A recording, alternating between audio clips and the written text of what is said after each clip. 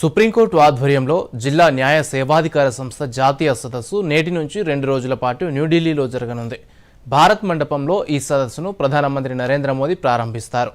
ఈ సందర్భంగా సుప్రీంకోర్టు ఏర్పాటై 75 ఏళ్లు పూర్తయిన సందర్భంగా స్టాంపు నాణ్యాన్ని ప్రధాని ఆవిష్కరిస్తారు. 2 రోజుల సదస్సులో మౌలిక సదుపాయాలు, సమగ్ర కోర్టు గదులు, న్యాయ భద్రత, కేసు నిర్వహణ, శిక్షణతో సహా జిల్లా న్యాయ వ్యవస్థ సమస్యలపై 5 సెషన్లుంటాయి. సుప్రీంకోర్టు ప్రధాన న్యాయమూర్తి, కేంద్ర న్యాయశాఖ మంత్రి, అటార్నీ జనరల్ కూడా ప్రారంభ కార్యక్రమంలో పాల్గొంటారు. కాగా ఈరోజు మధ్యాహ్నం వీడియో కాన్ఫరెన్స్ ద్వారా 3 వందే భారత్ రైళ్లను ప్రధానమంత్రి నరేంద్ర మోదీ జెండా ఊపి ప్రారంభిస్తారు. మీరట్ లక్నో, మదురై బెంగళూరు, చెన్నై నాగర్కోయిల్ మధ్య ఈ వందే భారత్ రైళ్లు నడుస్తాయి.